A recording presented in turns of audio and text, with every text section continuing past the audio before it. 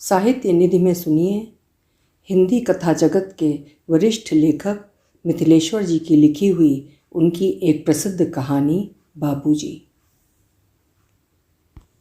मेरे गांव में जब भी किसी की मृत्यु होती है 3-4 दिनों तक उसके बारे में खूब चर्चाएं चलती हैं।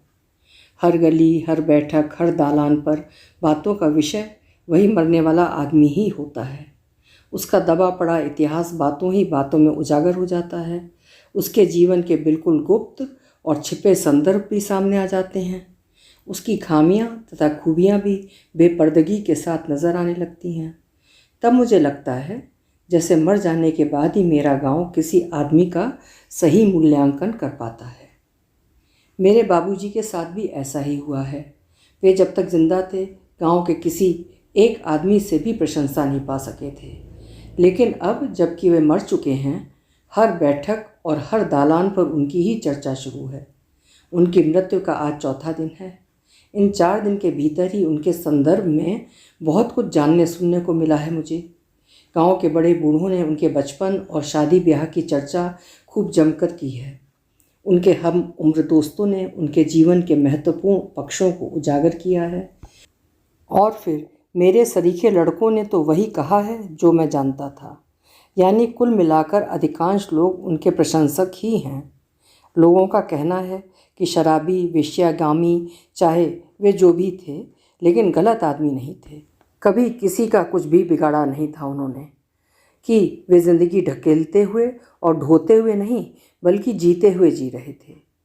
कि वे कभी झूठ नहीं बोलते थे। कि वे कोई भी काम छिपाकर करना पसंद नहीं करते थे। कि समस्याओं से उन्होंने कभी भी समझौता नहीं किया था। कि वे टूटना नहीं जानते थे। कि वे अपने ढंग के एक निराले आदमी थे। और इसी तरह की ढेर सारी बातें जो बहुत पहले ही से मेरे मन में थीं, पूरे गांव में प्रचारित हो गई हैं। काश ये बातें बाबूजी की ज़िंदगी में ही प्रचारित हुई होती तो मैं ज़रूर उनके लिए कुछ करता। परिवार द्वारा अपमानित और लांछित उनकी ज़िंदगी की तकलीफ़ों और आकांक्षाओं का सहयोगी और सहयात्री जरूर बन जाता, लेकिन मैं कुछ न कर सका।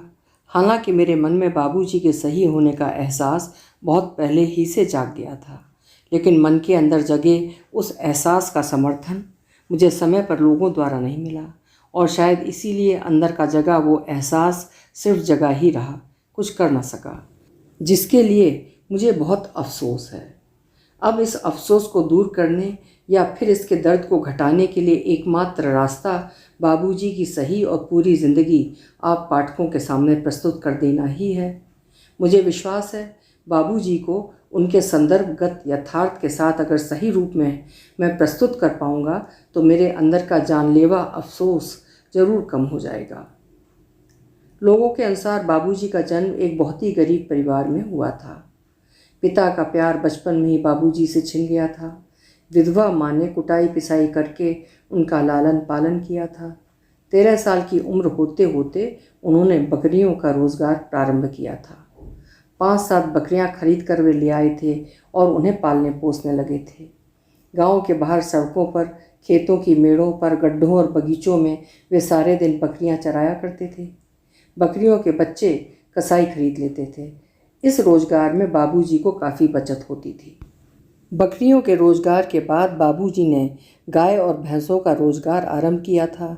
तब उनकी उम्र 22 साल की हो गई थी और बकरियों के रोज़गार से प्राप्त पूंजी ने उन्हें काफ़ी उत्साही भी बना दिया था। दरवाजे पर 2-3 गायें और 3-4 भैंसें वे बराबर ही बांधे रहते थे। गांव के लोगों को भी उनका ये रोज़गार पसंद था। बकरियों के रोज़गार से बाबूजी ने पूंजी तो ज़रूर इकट्ठा कर ली थी, लेकिन सामाजिक स्तर पर उन्हें सम्मान नहीं मिला था और इस रोज़गार ने उनकी वो कमी भी दूर कर दी। सामाजिक स्तर पर भी उन्हें काफ़ी सम्मान मिला और आर्थिक दृष्टि से तो काफ़ी अच्छे हो गए। अपने ढहते गिरते घर की उन्होंने अच्छी तरह से मरम्मत करवाई तथा गांव में अपने नाम से 1 बीघा ज़मीन भी खरीद ली। ये समय बाबूजी की ज़िंदगी का सबसे महत्वपूर्ण समय था। अपनी टूटी बिखरी स्थितियों को बटोरकर सामाजिक स्तर पर उन्होंने सम्मान ले लिया। लोग कहते हैं बाबूजी की ज़िंदगी की सबसे प्रमुख घटना उसी समय घटी। इलाके के सबसे धनी गृहस्थ सुबक सिंह अपनी लड़की की शादी करने के लिए बाबूजी के पास आए। हालांकि इससे पहले बाबूजी के पास कोई भी लड़की वाला नहीं आया था और सुबक सिंह भी हर जगह दौड़कर थक गए थे। उनकी लड़की की शादी कहीं तय नहीं हुई थी।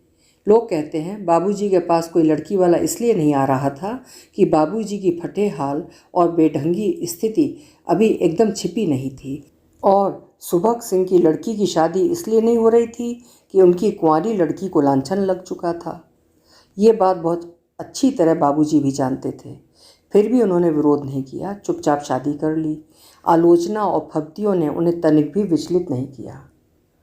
मुझे बाबूजी की शादी की वो घटना आज भी काफ़ी प्रभावित करती है। सचमुच बाबूजी का वो पहला क्रांतिकारी कदम था, पर गांव में तब उनके इस क्रांतिकारी कदम को एक भी समर्थक नहीं था। फिर भी बाबूजी ना तो कहीं से टूटे थे और ना ही हताश हुए थे। उनके सही होने का आभास मुझे वहीं से मिलने लगा था। शादी के बाद से बाबूजी की ज़िंदगी में अनेक नए नए मोड़ आए थे। उनके अंदर की दबी सोई ढेर सारी प्रवृत्तियां जाग गई थीं। उनकी ज़िंदगी बड़े अजीब तरह से बीतने लगी थी। तबला और हारमोनियम वे कहीं से खरीद लाए थे और अपने चंद संगीत प्रेमियों के साथ गाने बजाने लगे थे। वैसे नाच गानों के शौकीन तो वे बचपन से ही थे।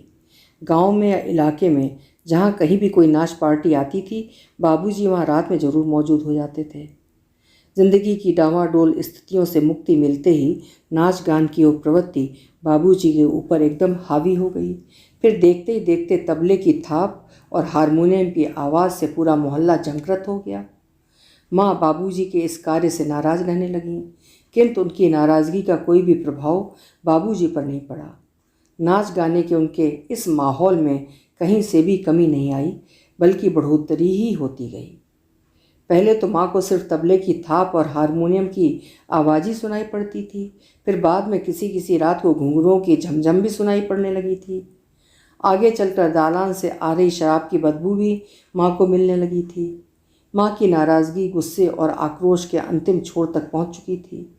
धीरे धीरे जब उनके लिए स्थितियाँ एकदम असह्य हो गईं तो वह एक रोज़ अपने बाल बच्चों के साथ मायके चली गईं।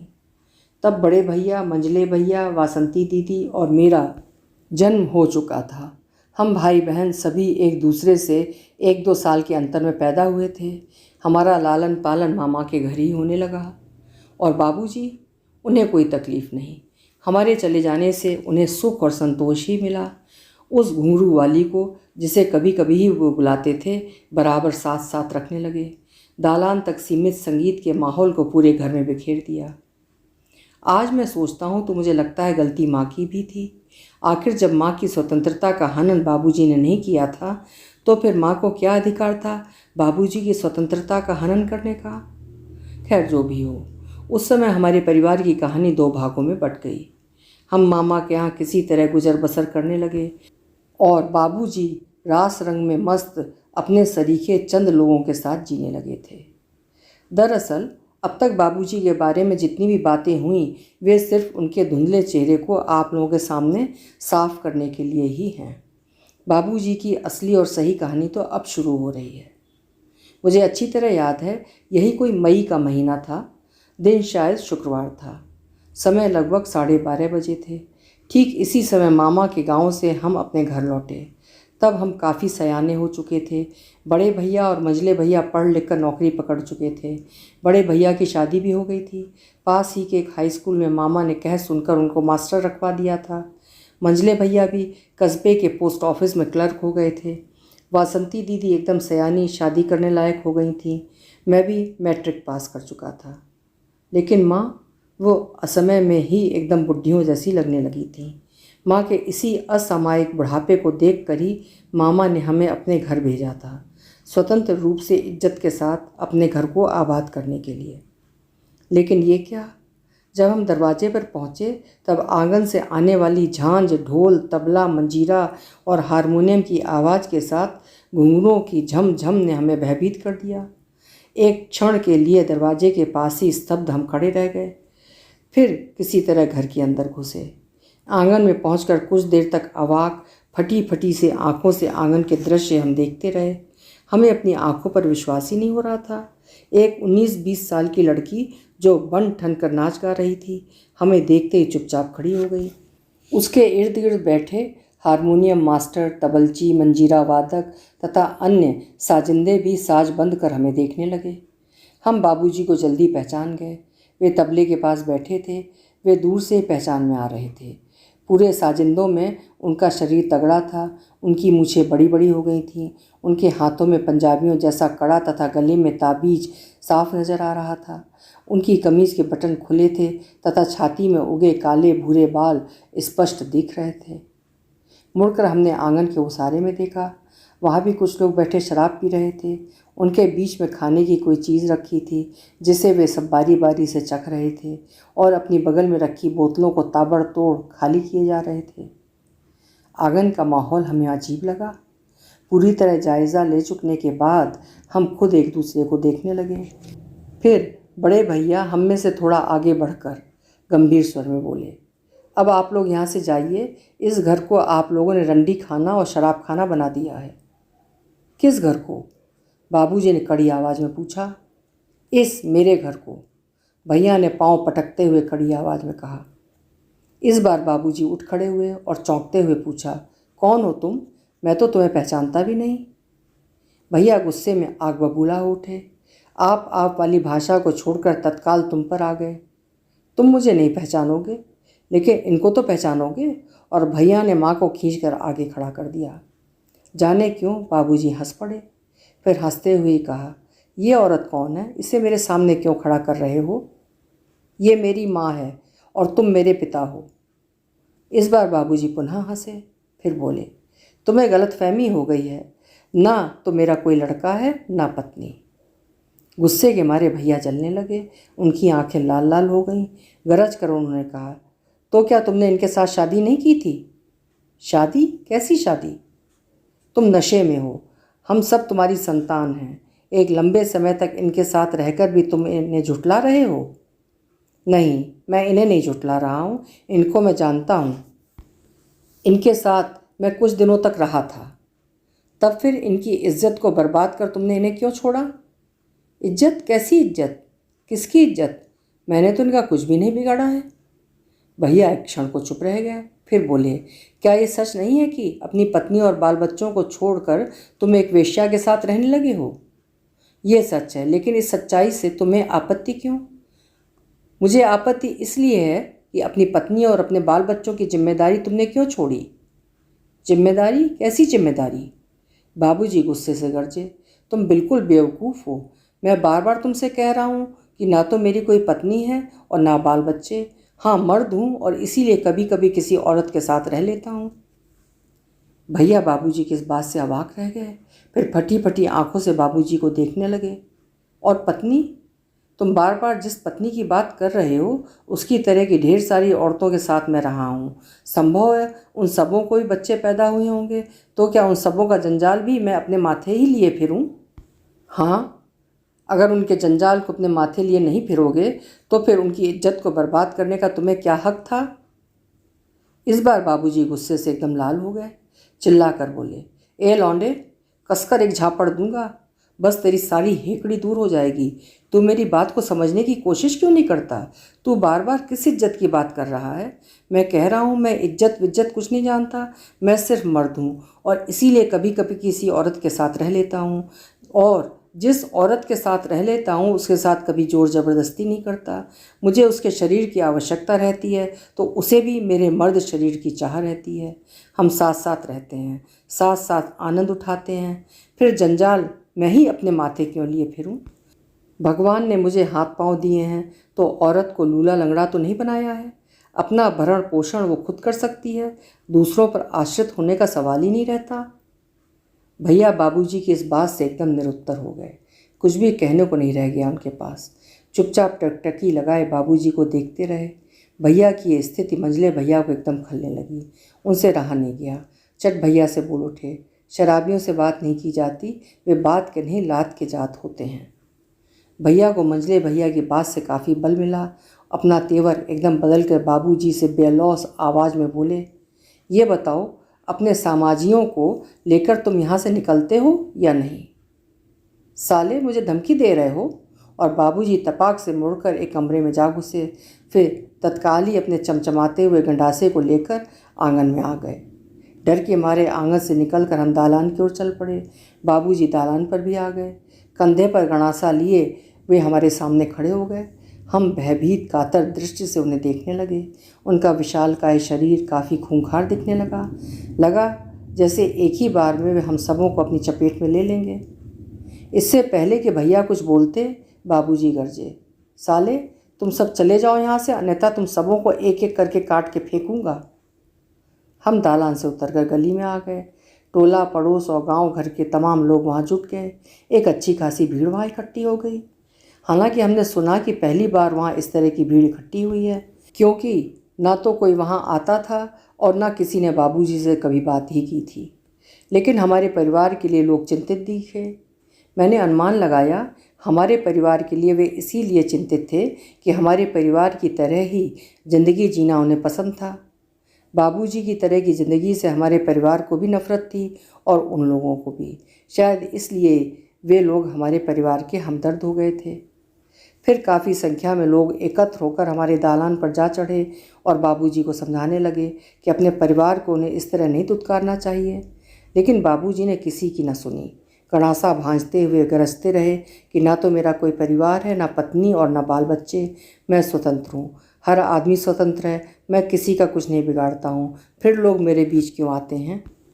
फिर गांव के कुछ लोग चुपके से थाने चले गए। पुलिस और दरोगा धमके। तब गांव के लोग बाबूजी के सामने जा पहुँचे। दरोगा जी ने बाबूजी को काफ़ी डांट फटकार लगाई तथा मारने पीटने की धमकी देकर घर से निकाल उन्हें दालान में पहुँचा दिया। हालांकि ये बात मुझे बहुत ही नागवार लगी। मैं सुन रहा था। दरोगा जी ने बाबूजी के किसी एक सवाल को भी उत्तरित नहीं किया था, बल्कि शराबी कहकर उनके हर सवाल को खारिज कर दिया था। मैंने अनुमान लगाया बाबूजी के प्रति दरोगा की सख्ती सिर्फ इसलिए नहीं थी कि वे एक दरोगा थे, बल्कि इसलिए थी कि दरोगा की ज़िंदगी भी हमारे परिवार और गांव वालों की तरह की ही ज़िंदगी थी। बाबूजी जैसी ज़िंदगी से उन्हें भी नफ़रत थी। बाबूजी घर छोड़कर दालान में कभी नहीं आते, किंतु थाने से लेकर गांव तक के किसी एक व्यक्ति द्वारा भी उन्हें समर्थन नहीं मिला। विवश लाचार अपने समाजियों के साथ वे दालान में आ टिके। उस रात भर हमारा परिवार सो नहीं सका। सबों को यही आशंका सताती रही कि बाबूजी कभी भी आकर कुछ कर सकते हैं। हालांकि बाबूजी ने कुछ भी नहीं किया। मेरा परिवार बाबूजी के कुकृत्यों को उछालते हुए आपस में रात भर उनको गालियां देता रहा।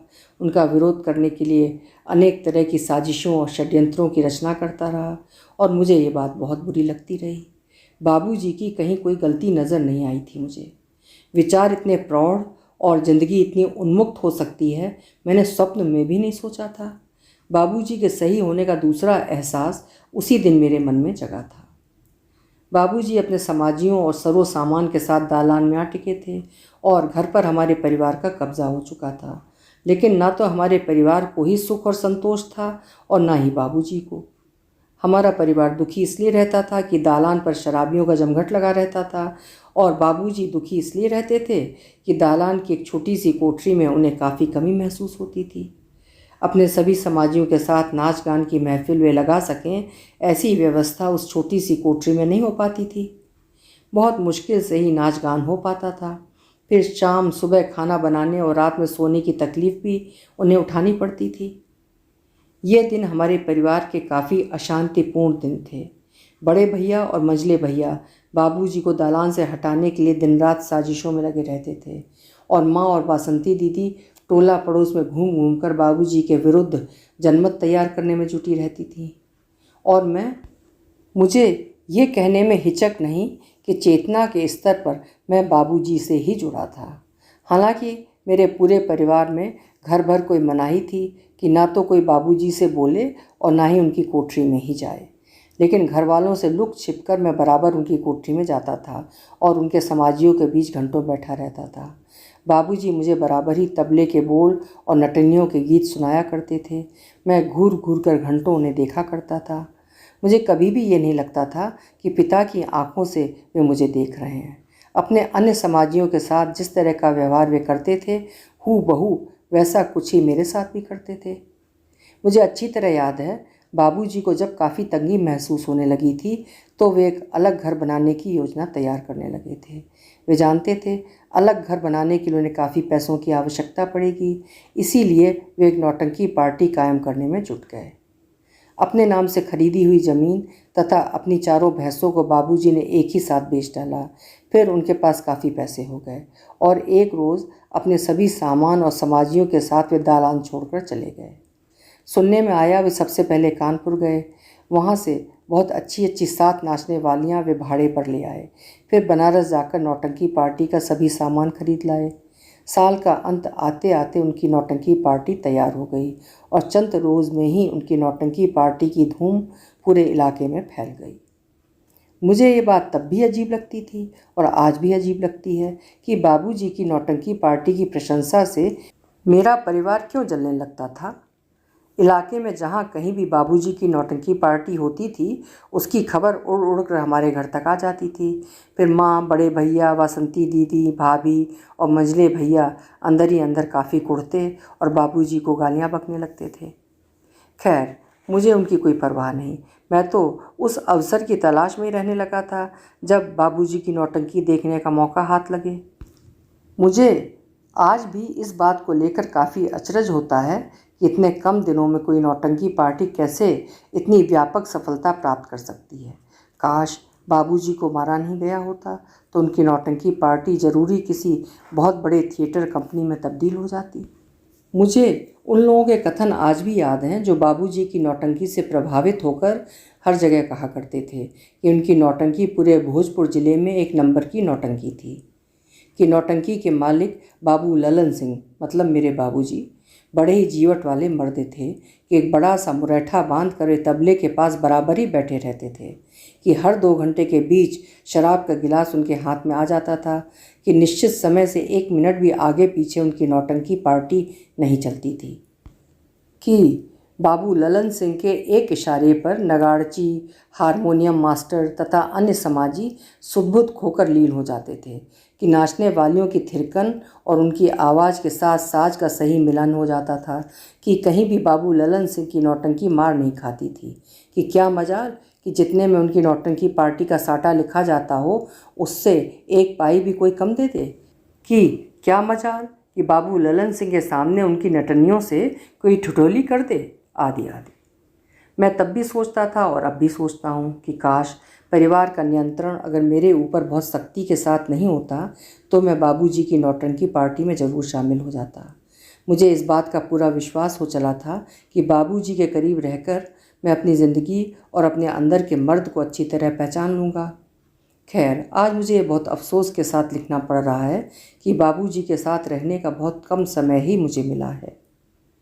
बाबूजी की कहानी का अब अंत आ रहा है। उनके जीवन की सबसे प्रमुख घटना आपको इसी अंत की कहानी में मिलेगी। दरअसल उनकी कहानी का अभी इतनी जल्दी अंत नहीं आता, लेकिन उनकी मृत्यु आकस्मिक रूप से हो गई। फिर लंबी होने वाली उनकी ये कहानी रुक गई।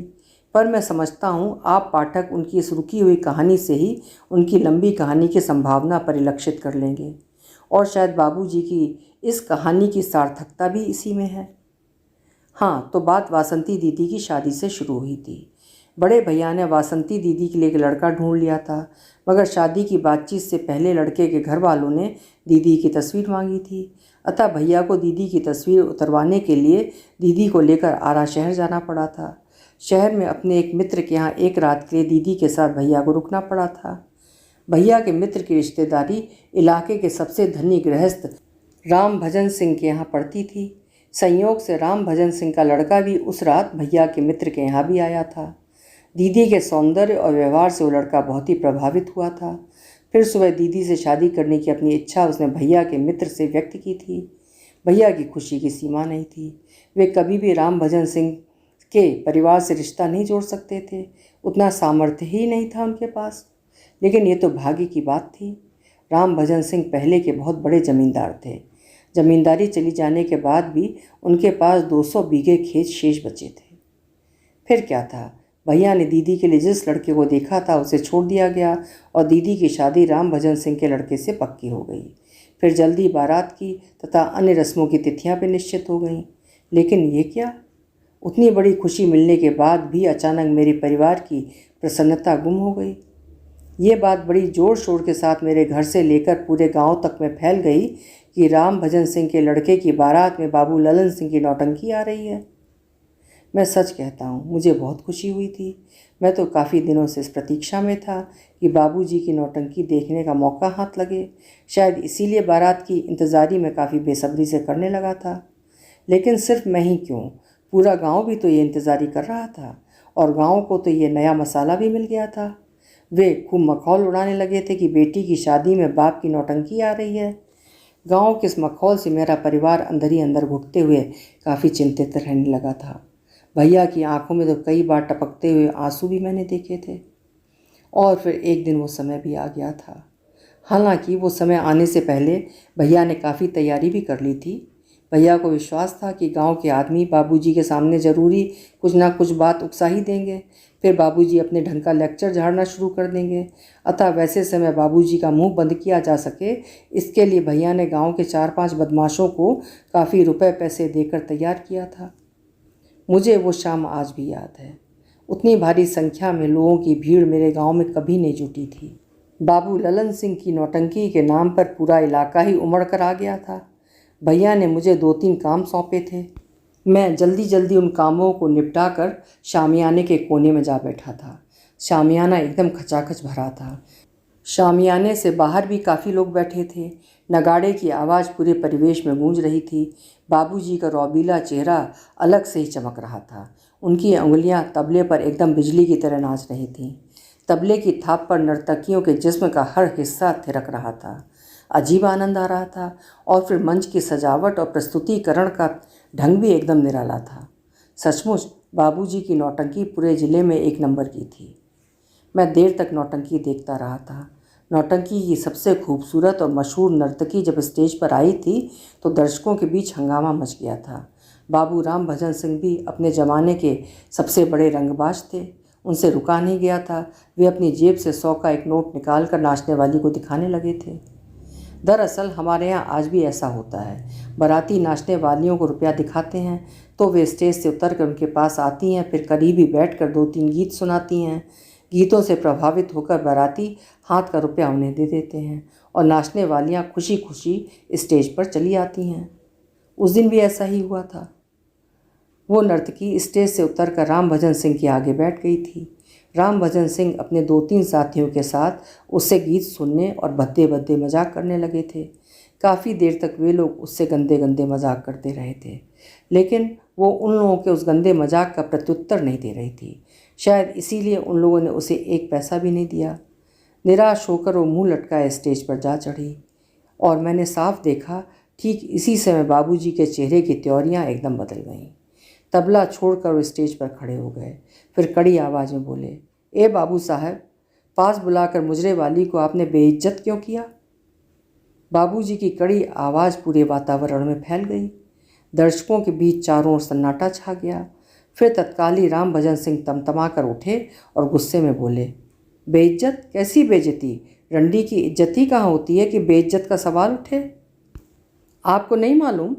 बाबूजी गरजे, आप अपने घर की जिन औरतों को इज्जतदार समझते हैं उनसे ये रंडियां हर मायने में सही और अच्छी हैं। राम भजन सिंह बाबूजी की इस बात से गुस्से के मारे एकदम फनफना गए। उनकी आंखों में जमींदारों का खून उतर आया। अंगारों जैसी आंखों से वे बाबूजी को घूरने लगे। बाबूजी पुनः गरजे, घूर घूर कर क्या देख रहे हैं? आपके घर की औरतें पराश्रित हैं। वो कोई भी काम छिपा कर करती हैं। रोटी से लेकर अन्य चीज़ों तक के लिए आप पर आश्रित हैं। लेकिन ये औरतें पूरी तरह आज़ाद हैं, खुद कमाती हैं और मज़े से खाती हैं, अपनी किसी भी इच्छा के लिए किसी पर आश्रित नहीं रहती। साले, तुम्हें मालूम है कि तुम किससे बात कर रहे हो? राम भजन सिंह एकदम से कड़के। मुझे सब मालूम है। आप अपने घर के लाट हो सकते हैं, लेकिन लाट होने का मतलब ये नहीं है कि आप दूसरे को अपमानित करते चलें। पता नहीं कैसे ठीक इसी समय भैया अपने आदमियों के साथ आ धमके। शायद किसी ने तत्काल ही खबर दे डाली थी। फिर क्या था, भैया ने आते हल्ला मचाया, शराबी है, मारो साले को, मारो साले को। और मैंने अपनी नंगी आंखों से देखा भैया के 4-5 आदमी और राम भजन सिंह के 4-5 आदमी लाठी लेकर एक ही साथ बाबूजी पर टूट पड़े। बाबूजी बीच में घिरे चारों ओर से लाठियों की मार सहते रहे। फिर एक आदमी के हाथ से लाठी छीनकर उन्होंने भी वार करना शुरू किया, लेकिन वे देर तक नहीं लड़ सके। जल्दी ही ढेर होकर स्टेज पर गिर गए। उनका माथा फट गया, उनका पूरा शरीर लाठियों की मार से धुन गया। उनके समाजी किसी तरह टांग टूंग कर कस्बे के अस्पताल ले गए। हमारे परिवार को काफ़ी खुशी हुई और राम भजन सिंह की शान भी रह गई। फिर शादी खूब धूमधाम से हुई और सुबह वासंती दीदी विदा भी हो गई। लेकिन ये क्या, शादी के बाद तीसरे दिन ही बाबूजी के समाजी उन्हें अस्पताल से टांग कर सेवा शुश्रूषा के लिए दालान में ले आए। मैं तो समझ रहा था कि भैया इस बार उन्हें दालान में रहने भी नहीं देंगे, लेकिन बाबूजी की बड़ी बड़ी आंखों से साक्षात्कार कर चुकने के बाद भैया ने सीधे मन से दालान की कुंजी समाजियों के हाथ में सौंप दी। अब बाबूजी पुनः हमारे करीब आ ठहरे थे, लेकिन उनकी हालत बहुत ही ज़्यादा शोचनीय हो गई थी। वे चलने फिरने लायक भी नहीं रह गए थे। एक खटिया पर चुपचाप पड़े रहते थे। उनके समाजी उनको दवा देते तथा सेवा शुश्रूषा करते, लेकिन मुझे वे बहुत बड़े गद्दार लगे। वे देर तक बाबूजी के ठीक होने की प्रतीक्षा नहीं कर सके। बाबूजी की दिनानुदिन बिगड़ती हालत को देखते हुए वे बाबूजी से कटते गए। फिर एक एक करके वे सभी कट गए। बाबूजी की नौटंकी पार्टी टूट गई। जिसको जो हाथ लगा वो लेकर चंपत हो गया। मगर वो नाचने वाली कहीं नहीं गई। वो निरंतर बाबूजी की सेवा करती रही। वो उनकी नौटंकी की सबसे मशहूर नर्तकी थी, पर पता नहीं क्यों वो बाबूजी को छोड़कर चंपत नहीं हुई। आज मैं ये सोचता हूँ तो मुझे लगता है कि कहीं न कहीं उसके मन में भी बाबूजी के सही होने का एहसास जाग गया था। शायद इसीलिए वो अंत तक उनसे जुड़ी रही थी। दालान में बाबूजी की सेवा करती वो मशहूर नाचने वाली कहीं से भी मशहूर नहीं लगती थी। बिल्कुल साधारण औरतों की तरह ही लगा करती थी। पता नहीं बाबूजी की स्थितियों ने उसे इस प्रकार का बना दिया था या किसी अन्य समस्या ने, कुछ भी मालूम नहीं। वो हमारे परिवार के किसी सदस्य से तो बोलती भी नहीं थी। फिर एक दिन सुबह तड़के ही उसके रोने और सुबगने की आवाज़ हमारे कानों में आई थी। हम किवाड़ खोलकर दालान पर आ गए थे। टोला पड़ोस के लोग भी जुटने लगे थे। हम काफ़ी संख्या में दालान के अंदर घुसे थे। हमने देखा बाबूजी मर चुके थे। उनका लंबा तगड़ा शरीर एक चादर से ढका था। उनकी खटिया के पैताने माथा झुकाकर बैठी वो नाचने वाली फूट फूट कर रो रही थी तथा उनके सिरहाने शराब की 3 बोतलें रखी थीं। 2 बोतलें तो खाली थीं, लेकिन एक बोतल में आधी शराब बची थी। मैंने अनुमान लगाया मरने से पहले बाबूजी ने इसी आधी बोतल शराब को पिया होगा। खैर जो भी हो, अब हमारे बीच बाबूजी नहीं हैं। वे सही थे या गलत थे, इसका अंदाज भी आप लगा ही लेंगे। मुझे तो आपसे अब सिर्फ यही कहना है कि बाबूजी की आधी बोतल शराब अब भी मेरे पास बची हुई है। इसे लेकर मैं सोच में पड़ गया हूँ। कभी सोचता हूँ कि गटागट गले के अंदर इसे उड़ेल दूँ, फिर सोचता हूँ कि नहीं, इस बोतल को ले जाकर सीधे भैया के माथे पर पटक दूँ। हालांकि अभी तक कुछ भी नहीं किया है मैंने, लेकिन कुछ ना कुछ तो मुझे करना ही है।